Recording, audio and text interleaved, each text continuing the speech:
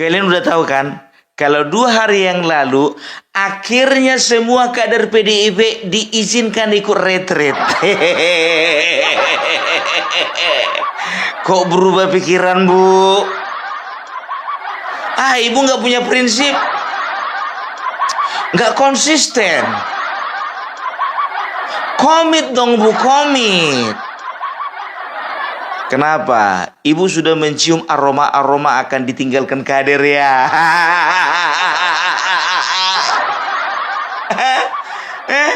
Hari pertama tahun kalian dikeluarkanlah surat. Tanggal 21 sampai tanggal 28 retreat. Tanggal 20 dia keluarkan surat. Satu pun jangan ada kader PDIP yang ikut retreat. 50 ikut, 104 membangkang. Iya, dia heran. Hari pertama dia berpikir ya kan, kok lebih banyak yang ikut sama si Prabowo daripada sama ikut sama aku, pikirnya. Padahal di awal-awal mungkin dia mau cek ombak. Aku tahu maksudnya ini, ya kan? Dia ingin tes kekuatan. Dia seolah-olah ingin membuktikan kepada Prabowo dan juga ingin membuktikan kepada rakyat Indonesia bahwasanya dia masih punya power. Nggak taunya dari semua kader, 2/3 ketebak Bapak Prabowo, tinggal 1/3 yang ikut sama dia. Ternyata cek ombak gagal total. Padahal awal-awal ya dia rencananya itu mungkin ya rencananya mungkin dia akan berikan sanksi kepada kader yang membangkang. Rupanya lebih banyak yang membangkang. Kalau sempat ku kasih sanksi lari orang ini semua. Ternyata ya akhirnya dia tidak bisa berbuat apa-apa lagi. Banteng yang dulunya kuat sekarang sekarat. Cemana mau dibilang? Itulah, Bu. Makanya ku bilang dari kemarin, jangan susahkan kader-kadermu. Mereka ingin berbuat untuk rakyat. Kenapa kau menghalang-halangi? Kau harusnya menghibahkan mereka untuk rakyat. Retreat itu diadakan untuk apa? Retreat itu diadakan untuk memberikan keterampilan di dalam kepemimpinan, memberikan pembekalan, memberikan pengarahan mengenai pengelolaan anggaran dan segala macam. Ini kok larang? Rupanya mulailah orang ini membantah satu persatu kan. Ditengok nggak apa-apa lah cuman 1, 2, 3. Kok makin lama makin tambah? Kok makin lama makin banyak? Dia kira cuman 10. Nggak apa-apa lah cuman 10. Dapat laporan lagi, Bu, nambah lagi 10 lagi. Apa 10 lagi? Jadi berapa sekarang? 20. Nggak apa-apa, nanti kita kasih sanksi. Bu, udah nambah, Bu, jadi 50. 50. Pokoknya terang, yang penting kita harus solid. Ujung-ujungnya, Bu, ini ada 100 sampai ikut retreat. Gimana ini, Bu? Oke, yang masih ada di luar Akmil ada berapa? Ada 50, Bu. Tahan dulu. Ya, mana tahu aku berubah pikiran. Ternyata berubah pikiran si ibu karena apa? Karena dipaksa situasi. Dan tahu ndak kalian, PDIP ya melalui juru bicaranya Ahmad Barasa dan juga Syed Abdullah mengatakan bahwasanya ketua umum kami tidak pernah melarang kader PDIP untuk ikut retreat. Yang ada hanyalah penundaan keberangkatan. Apa kalian bilang penundaan? Kalau penundaan itu, misalnya ya, kalau penundaan itu acara tanggal 21 sampai 28 Februari, ya kan begitu. Keluar surat tanggal 18, ada penundaan, masih ada rentang waktu 3 hari. Mana tahu ada kader yang kepingin duluan lebih awal nyampe di Akmil. Kan begitu, tunda dulu, masih bisa. Tanggal 18, 19, 20, tanggal 21 masuk. Oke, tunda dulu, bisa. Ini tanggal 21 acara, tanggal 20 dikeluarkan surat. Udah keburu nyampe orang di Akmil. Jangan bilang penundaan, tolonglah dulu juru bicara, ya. Kalau memilih kata itu, bikin dulu pilihan kata yang tepat. Jangan penundaan, bilang penggertakan gitulah. Gertak nih. Aduh. Dan tahu ndak kalian, ya kan? Masinton Pasaribu senang, dia katanya enak kali tidur di tempat Akmil itu. Mulailah ikut Pramono Anung, mulailah ikut Masinton Pasaribu, mulailah ikut Iwayan Kostar. Ya kan?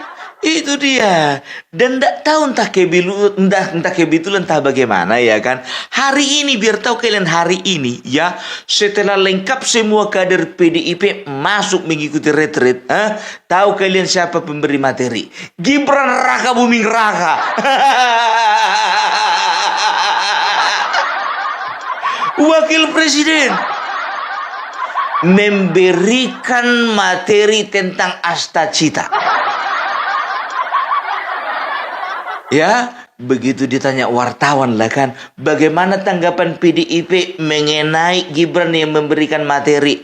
Tahu kalian jawabannya apa? Semua kader di sana sudah dikoordinasikan oleh Pramono Anung. Nggak nyambung jawabannya. Maunya jawaban kalian itu, ya, bagaimanapun juga beliau adalah wakil presiden kita, maka kita akan mendengarkan penjelasan beliau dengan baik. Begitu. Ini ndak, semuanya kader sudah dikoordinasikan oleh Pramono Anung. Kenapa sih kalian susah kali untuk mengakui kelebihan kawan? Kenapa sih kalian susah kali untuk mengakui kekurangan kalian? Kalau pada saat ini yang jadi wakil presiden adalah mantan orang kader kalian yang kemarin itu kalian pijak-pijak, kalian hina-hina, kalian hujat, kalian cemooh, kalian fitnah, sekarang mau bilang apa kalian? Akui saja. Ya, dengarkan materi dengan baik. Apalagi itu Masinton Pasaribu. Coba dulu, ya. Aku pengen lihat dulu waktu memberikan materi, ya. Bapak Gibran Raka Buming Raka. Berani nggak kau teriak-teriak lagi? Samsul, ayo. Tunjukkan kemampuanmu, Samsul, ayo. Yuk, Samsul. Yuk, tunjukkan kemampuanmu, Samsul, ayo. Belimbing sayur. Ayo. Yuk. Gak berani lagi kau kan? Udah 2 level dia di atasmu kawan. Sedangkan iparnya saja sudah jadi atasan. Bobi Nasution yang terpaksa 5 tahun ini harus begini kau. Apalagi ini wakil presiden. Makanya jaga lisan, ya, jaga opini-opini menyesatkan, ya. Jangan pernah kita meremehkan seseorang, ya, karena apa? Satu ketika orang yang kita remehkan itu menjadi orang yang kita hormati. Mau ngomong apa kau kan? Asal diwawancara kau ketawa-ketawa aja kerjamu sekarang.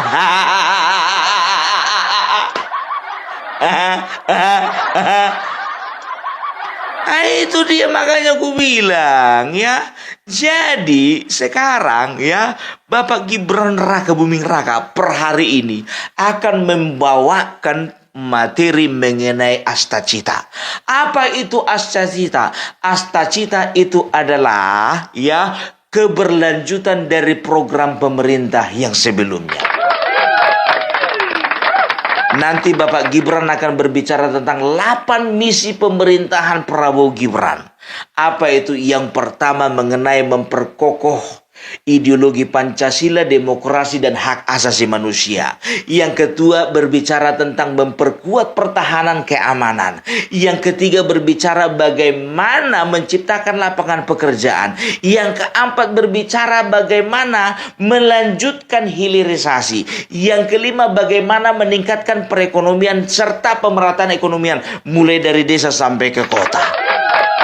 Dan lain sebagainya, lain sebagainya. Loh, kok hafal Opung cerdas? Nggak bodoh-bodoh amat aku ini biar tahu kalian. Itulah cita. Nah, materi itulah yang mau disampaikan oleh Gibran. Makanya kalian kader PDIP ambil buku, catat semua.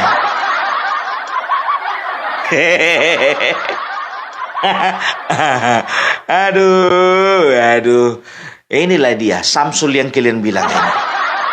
Ya, sudah bereformasi dan bertransformasi menjadi seorang pemimpin. Kembali kita ke Megawati. Ya, jadi kalau bisa ku katakan ya, ini Megawati ini jujur saja ya, dia ini memiliki ketakutan yang luar biasa. Kalau kemarin dia merasa kuat, sekarang dia merasa takut. Karena apa? Ya, karena dia sudah pasti mendapat laporan-laporan dari elit-elit di bawah, kan begitu. Nah, contohnya ini ya.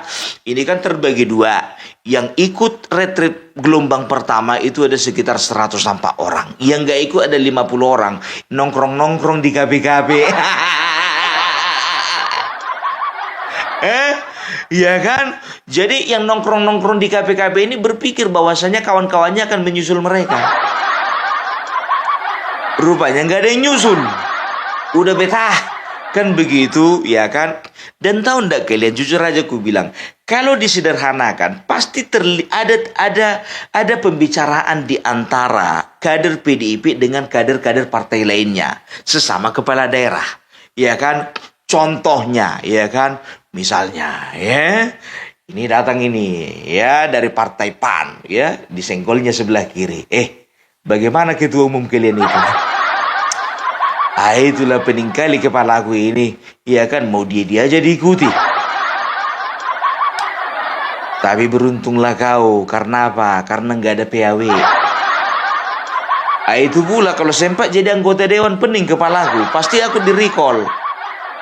Itu makanya aku bilang sama kau, tinggalkan aja lah partaimu yang nggak jelas itu.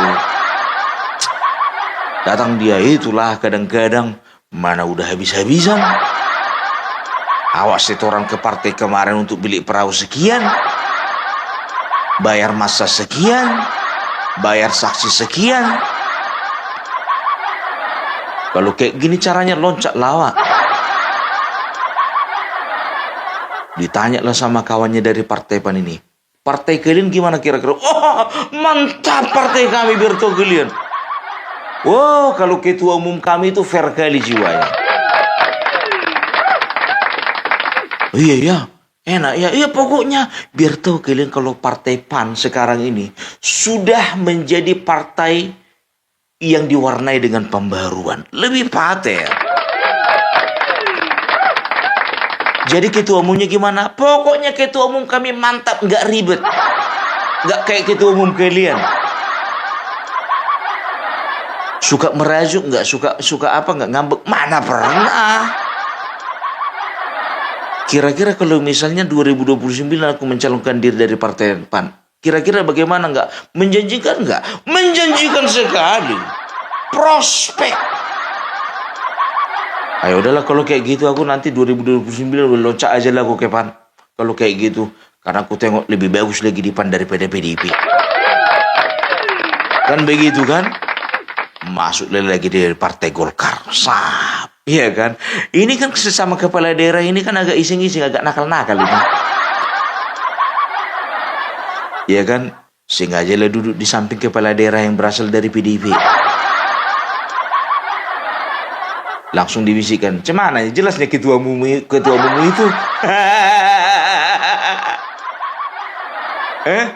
Tengok makin kesini makin gak jelas. Jangan gitu kau. Ya sekarang begini, bukannya bilang apa, jujur aja kebaikanmu yang kupikirkan. Kebaikan apa maksudmu? Nasibmu 2029, sekarang begini, ku bilang samamu, ya kan? Ini adalah periode pertama. Coba pikir-pikir dulu. 2029 kalau kau nanti mencalonkan diri lagi. Kalau dari yang sebelah sana, daripada nggak jelas kau, lebih bagus kau ke partai kami. Nggak boleh begitu. Diajarkan di partai kami setia. Setia. Tapi kalau misalnya kayak gitunya repotnya ketua umum itu apa gunanya setiamu itu? Coba kawan bayangkan kalian dulu. Baik kau bayangkan dulu ya.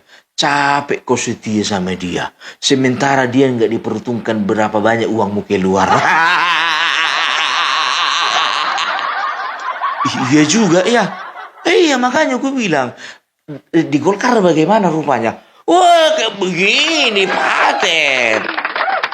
Serius lah. Udah kau tahu dari dulu bahwasanya Golkar itu bukan partai perorangan. Jadi Golkar itu dimiliki semua kader. Jadi tidak pernah ada pemaksakan kehendak seperti itu.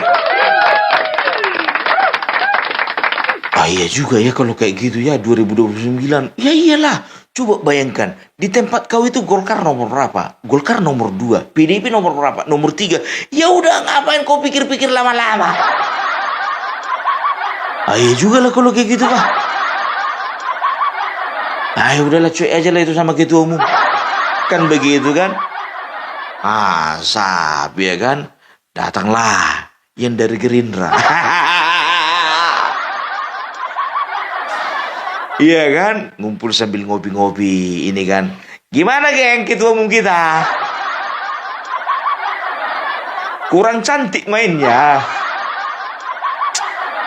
Lesu lah yang ini kan. Siapa yang? Itulah mas. Aku lesu mas. Kok lesu kau?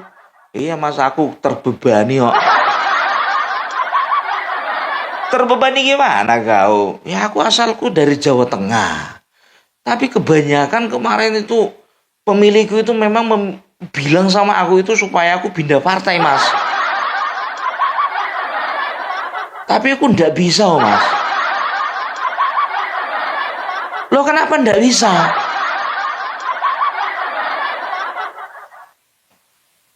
Ibu Megawati itu budeku mas. Oh ya udah kalau memang kayak gitu sekarang tergantung kau kalau mau ikut dia ikut kalau enggak usah. Tapi yo mas yo kalau dipikir-pikir walaupun itu budeku tapi kalau kayak gini caranya mas ini susah mas aku ndak bisa lagi mengabdi kepada rakyat. Alah banyak kali ceritamu menghadapi rakyat bilang aja lah kalau 2029 mau mencalonkan lagi. Nggak juga toh mas, aku udah 2 periode mas. 2 periode apa kok? Bupati. Nggak kepengen kok jadi gubernur. Lo pengen mas. Nah sekarang begini, aku tanya dulu sama kau. Jawa Tengah, penguasanya siapa sekarang? Gerindra mas. Ya udah kau masuk situ aja. Apa pula repot-repot? Mas kira-kira kalau ketua umumnya gimana mas sama kadernya mas? Kau tanya lagi masalah ketua umum nggak? Kau tengok itu presiden kita ketua umum sekarang. Apapun yang dilakukan sama kadernya ya adalah yang terbaik. Nggak pernah dia itu memaksakan kehendak kepada kadernya. Mau ikut nggak mau nggak usah. Nggak kayak ketua umum kalian. Buka merajuk, memaksakan kehendak. Jadi biar tahu kalian ya, dari sekitar 104 ini bisa dikatakanlah hampir 70 orang tergoda.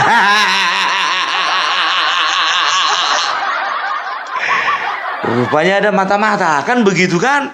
Laporanlah dia biar tahu kalian ke DPP. Pak, ini bagaimana nih Pak? Kayaknya 70 70 kader kita Pak bakalan berangkat 2029 loncat partai ini Pak. Laporlah ini ketua DPP sama Ibu Mega ya kan. Bu, sepertinya kita nggak bisa memaksakan kehendak kepada mereka. Karena apa? Ini kayaknya hampir semua ini bakalan loncat ini. Kalau memang betul-betul loncat mereka Bu, habis kita. Loh jadi gimana jadinya? Pokoknya gini aja Bu, udahlah, izinkan aja lah mereka retret walaupun tinggal 3 hari. Ya udah kalau kayak gitu, tolong koordinasikan sama mereka semua, ya suruh mereka ikut retret, suruh. Ya kan begitu kan? Ya Bu, siap Bu, kan begitu. Wah, disuruh lah semua ikut retret. Jadi gini Ibu Megawati, ya kalau kau mau adu kuat dengan namanya Bapak Prabowo, kau salah orang. Ya, yang mendasari kau berbuat seperti itu apa? Kebencianmu terhadap Bapak Joko Widodo. Apa sih salahnya menerima kelebihan orang? Apa sih salahnya mengakui kesalahan diri sendiri? Apa sih mengakui kemenangan orang lain? Ya, akui saja bahwasanya Bapak Joko Widodo adalah tokoh politik yang saat ini sedang diperhitungkan.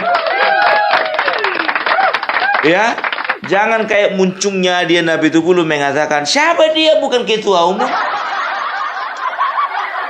Siapa dia tidak punya partai? Ku bilang sama kau, Adian Nabi Tupulu, seseorang bukan karena kaya, kadang juga bukan karena harta, kadang juga bukan karena kuasa, tapi karena jadi teladan lah, makanya dia diikuti banyak orang. Dan dicintai banyak orang. Masih banyak yang cinta samamu. Itu makanya jangan asal-asalan. Oke? Ya. Jadi kalau ku katakan ya, Ibu Megawati sekarang sudah mulai takut dia. Mulai takut ditinggalkan kader. Bisa-bisa ini harga pasaran ini gak turun ini. 2029 kepala daerah ataupun anggota dewan contohnya yang mau beli perahu ya atau misalnya memakai PDIP jadi untuk misalnya menjadi perahu politik mereka, kalau misalnya tahun 2024 ya kan, misalnya beli perahu harus ada misalnya katakanlah 2 miliar, nanti paling cuma 500 juta. Mau jadi anggota dewan, ya kan? Setoran kalau tahun kemarin 2024 katakanlah harus setoran misalnya sekitar 500 juta biar lolos. Nanti mungkin cuma 100 juta. Rusak harga pasaran. Itu dia karena apa? Ya, karena masyarakat dan juga para pemimpin-pemimpin ini sudah melihat mana yang bisa diikuti dan mana yang harus ditinggalkan. Sudah jelas. Oke? Jadi itu dulu dari Opung Parbelak. Salam NKRI. NKRI harga mati.